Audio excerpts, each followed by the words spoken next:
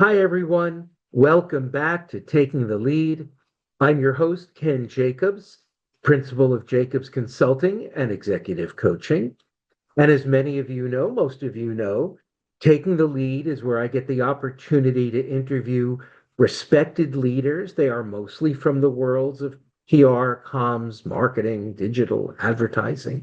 But you also know that we don't talk much about that.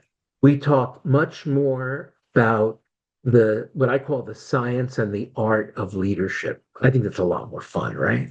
And a lot more interesting. So I'm so thrilled to introduce our guest for today. We were just saying how we feel like we've known one another a long time.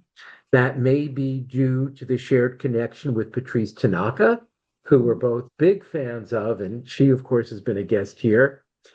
And this is Soon Mee Kim. She's recently become the CMO of an AI tech company, Zero RFI. Many of you know her as the board chair of the Diversity Action Alliance, which you know we're a big fan of. And many of you know her as the EVP, Chief Inclusion and Impact Officer of the Communications Consultancy Network. So we are so excited to welcome to Taking the Lead, Soon Mee Kim. Ken, it's so nice to be with you. I'm so excited to spend this time together. Thank you for having me. Me too, me too. So let's dig right in. If you had to pick the most valuable leadership lesson you've learned over your career and life, what would it be? You know what? There are so many, but I would say this is an easy one. There's the adage, people don't care what you know until they know you care. And I certainly have been a very grateful beneficiary of people who have poured into me that have shown me their care. It has made all the difference in not only my life, but certainly my career. And I'm super grateful, but I also think it's just a basic thing. Um, I can't tell you how much it is just a part of inclusion. It is a part of empathy. As a communicator, I think that's exactly what we strive for beyond like what's in it for me is like, why does this matter? Why Mm, am I important in this? What's the point of it all? I think those are the questions that we naturally ask. And so to be a part of that, I think it's just critically important. It's certainly something that I try to do and practice in my own leadership style. that's wonderful. There's been, I think, a change in perception of effective leadership. I think it used to be a little bit more about some distance and not getting in the fray and keeping a level head, all of which are important. But I think, and the research backs up that people feel more loyalty to, more engaged with a leader who has tremendous empathy and who cares about them, and that's not a vulnerability. Mhm. It's a magnet. I think it's a magnet. So, logical next question. Who are the three leaders who've most influenced you, and of course, why? Yeah, gosh, there's three. Just to three is like too mean, Ken. I don't know about this. But if I really That fourth one's going to be like, oh, I thought I I know influenced. I thought I was gonna meddle, but you know what? If I really think about this hard, it's not too hard. One of the most consequential leaders in my life has been Peter Barron. If anyone knows him from Carabiner Communications, he has been a fixture throughout my entire career. I met him when I was probably just 22, 23 years old. When I was an intern at Apple, he was our account lead at our agency, and we remain close friends to this day. And one thing that I will say that just sticks out at me when I first met him was, Sumi, you have a great name for public relations. It is memorable, it's great for media. And I had never heard that in my life.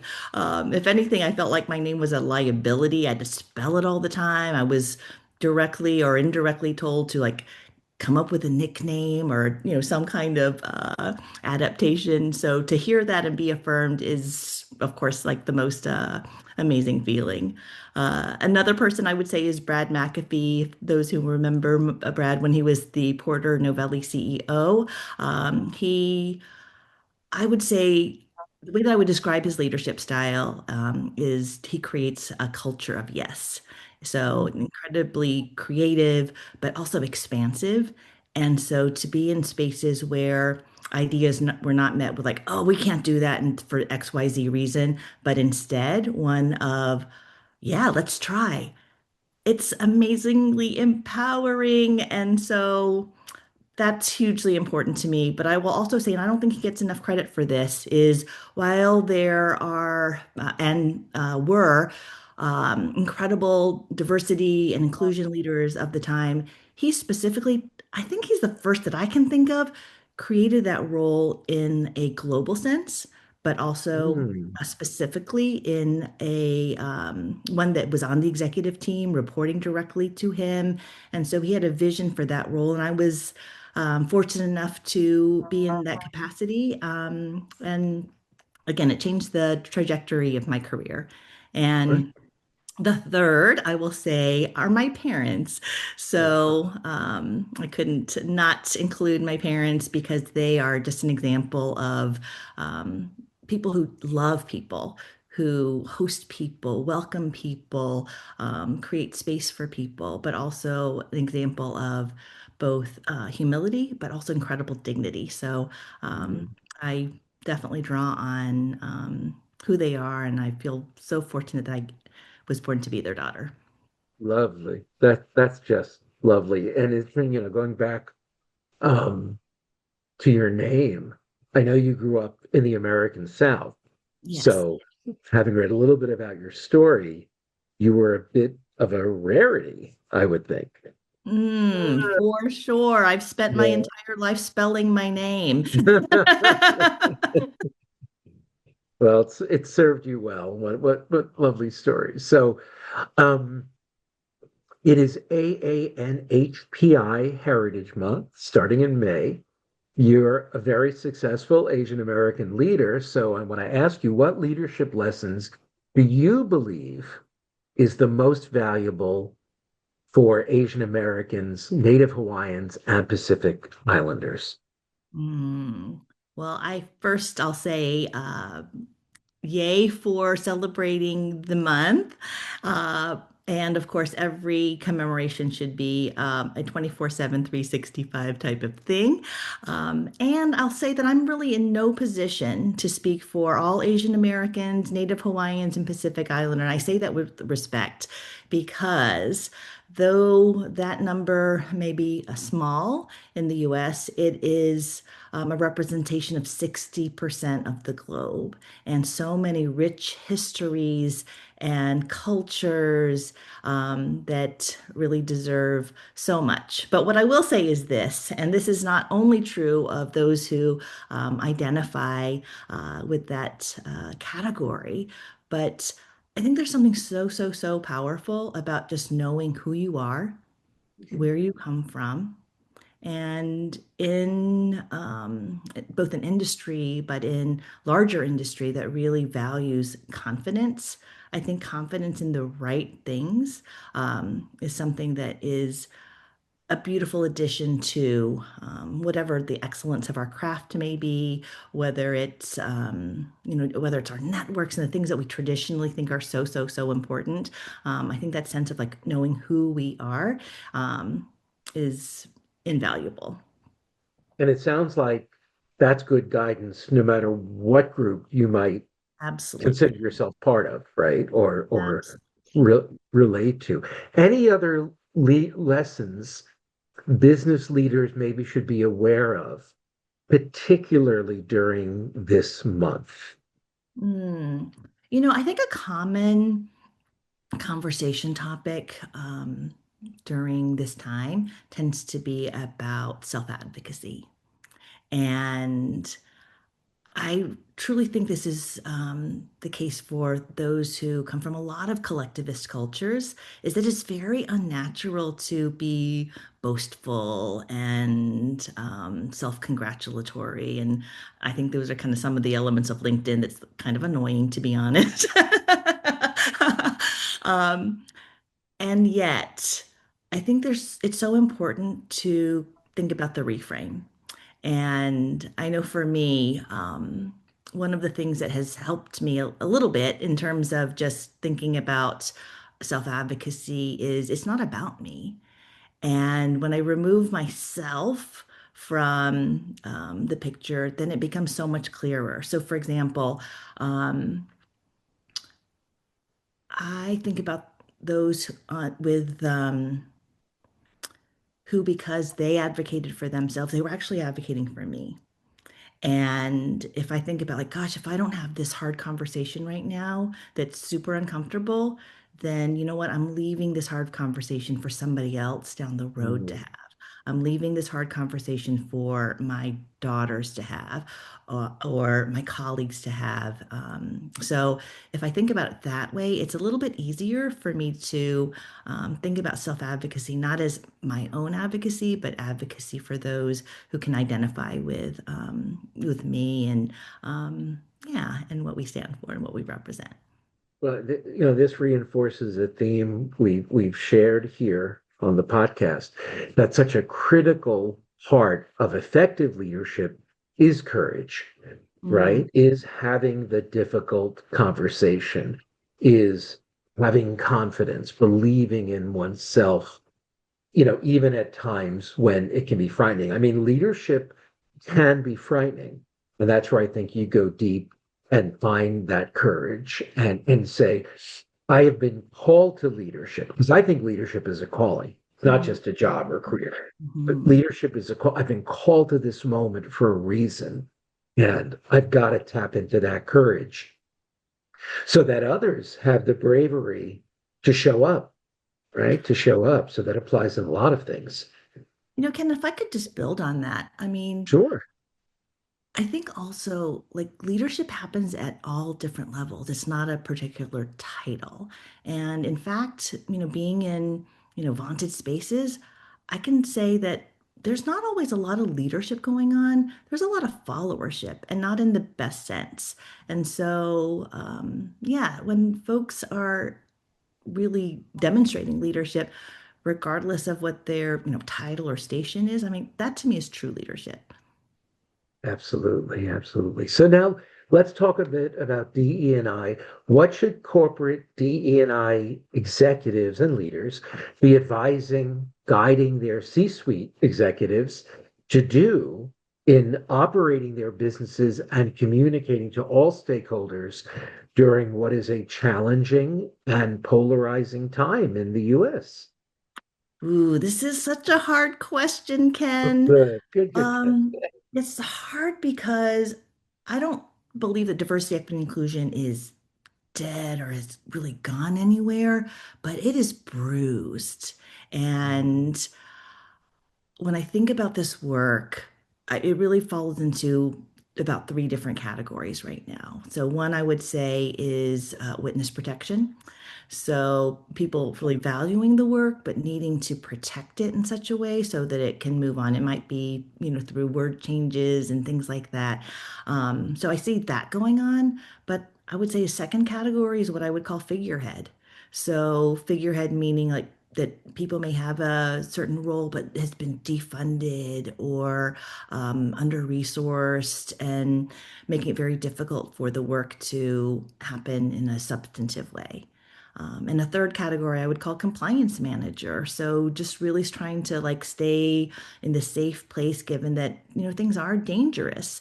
And that's tough. And what I would say also is, as folks are advising leaders, is that I hope that the leaders have the ears and the wisdom to listen. And I think we can point to a lot of different brands right now that are that perhaps haven't been listening well enough.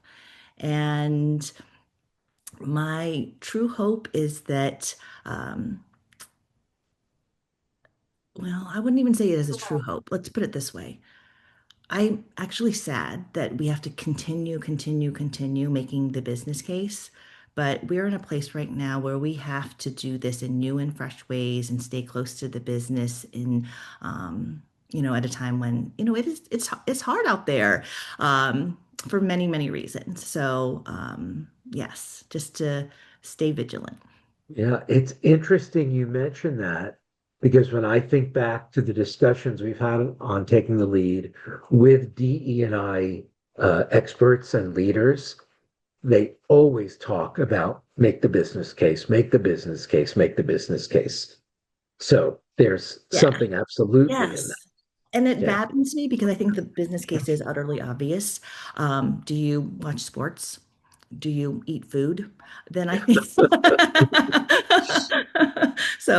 Yes, I think that and I think there's something inherent. I just remember as a child, you know what, all of back in the day, in my little neighborhood, we would get in front of the TV and watch wrestling. And we would, pour, Kool-Aid for all the kids. And you know what? All of the Kool-Aid had to be the same level in every glass, or it was like it didn't feel like it was fair if some Yeah, people got more or less. And I think that even as children, we understand that things should be fair, that things should be just. I think we like yearn for that. And so I don't think that's changed. I think that there's something really important about just that everyone should get a fair shake. So, yes. absolutely. So Unmuted is it is your must-read column on Substack. I'm so glad I subscribe. It is Thank you. so beautifully written. And in a recent post, I learned something. You talked about two different types of anger. Now, I coach my clients to observe their anger and replace it with something else, but yours really got me thinking. You talked about non-redemptive anger, which we're all familiar with. It destroys, but you introduced, at least to me, it was an introduction, the concept of redemptive anger, which you say can move us towards transformation and human upbuilding. Can you please explain redemptive anger? Yeah, well, first of all, thank you so much for your very kind words. I really appreciate it. And I will give all credit to Ruby Sales, who really describes non-redemptive anger and redemptive anger. I think many people may maybe think about righteous anger. Um, as an example of redemptive anger, but I kind of go back to what we were just saying about, like, wrestling and even Kool-Aid and all that kind of thing, is that we witness injustice all the time. And there are usually, one of two, I would say, reactions. One might be, I guess one could be apathy, but I would say two primary, like, I guess, good reactions, which would be sadness. And I don't want to discount sadness because I think there's something super powerful about true lament. Um, but there's also another, which is anger. And sadness can often be a more passive response, and anger can be an activating one. I remember being part of a leadership program back in 2016. And as we were learning more and more about kind of racial awareness and discrimination and injustice, our leader at the time, our facilitator, said, you know what, for those of you who are experiencing this and feeling sadness, it's a good chance you're not really going to do anything about it. But those of you who are feeling really angry right now, that this can be an activating force. And it has definitely been that way for me. So I mean, I'm embarrassed. I'm embarrassed to tell you about all of the things that I've learned as an adult. Things like redlining and the mass incarceration, like deep into my adulthood. But I'll also say, like, that was by design, that we don't know certain things. And so I would say in my case, my redemptive anger is like, I'm going to do everything that I can now to learn the things that I was not taught in school. That was perhaps hidden from me intentionally. And these things that I witness, I'm like, that's not going to happen to the degree that I can do something about it. So, in that way, I think that's really true that redemptive anger can be a transformational force for good. Absolutely. And for those of you not familiar with Ruby Sales, you should Google her and read I her love her. Yes. story, read her history. Yes, All please, right. please do. Last question, the most fun of all of them. Please share something about Soon Mee Kim that we don't know from your bio or your LinkedIn profile that might surprise us. Can I hate these questions? It's Oh, right up there good, with good, like, good. what's your fun fact? I'm like, I don't know. But let's see. I Try, try. love soccer. I Oh, love Champions League. I can't wait for the World Cup. I love to bake because there's this saying, what is it? A party without cake is just a meeting. And so I love to bake. It means a party. I love spelling bee in the New York Times game. That's my favorite. oh, I don't make genius, then it's a bad day. Let's see. I love people, and I feel like I'm so lucky, and I get to just be connected with the most amazing people in the world, including you, Ken. So oh, thank thank you. you. Thank you.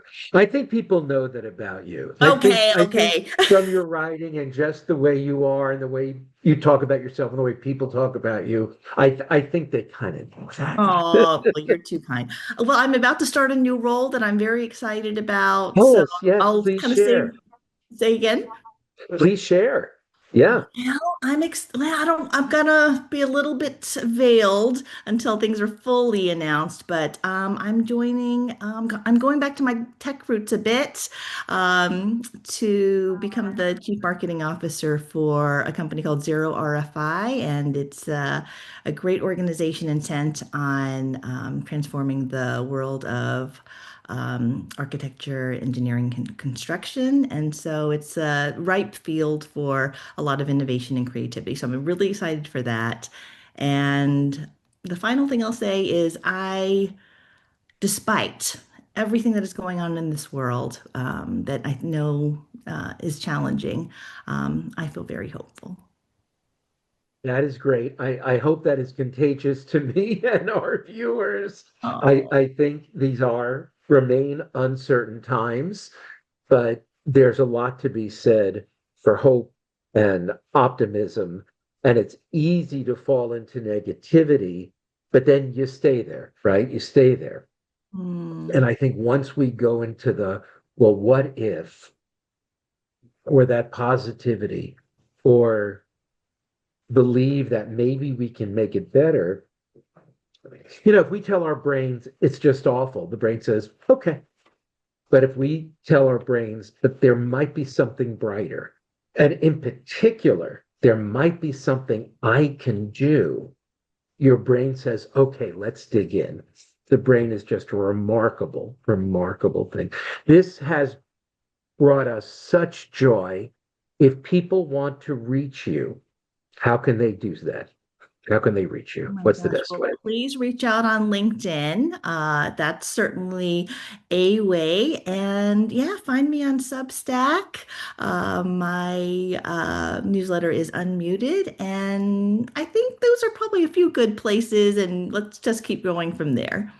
Absolutely. Thank you so much. And Tip, we interviewed you years and years ago for our Taking the Lead column, but I want to give a tip of the hat to our mutual friend, Patrice Tanaka, who said, you've got to interview Soon Me for May. I'm like, oh my God, how did I Oh. not realize that? So, we're all lucky to have mutual connections, mutual friends who care so much like Patrice. So Well, let me do let's this just for Patrice. If you're okay. Well, watching, I can't. Patrice. I'm not good at. Is this it that I Oh, can just correct you? curve your I'm little, not very. yes, I know what curve is it. on the Wait. Wait inside. just okay. Well, Patrice, you know what we're doing for you. All right. Thank you so much, Sue Me Kim. And if any of you want to reach me, you know where to do that. I'm on LinkedIn. There are many Ken Jacobs on LinkedIn, but I'm the one with a whole bunch of initials after my name, so that makes it easy to find me. You can also reach out to ken@jacobscom, and I hope you will. And I hope if you see this on LinkedIn, you leave us a comment and or YouTube. And until next time, keep on taking the lead.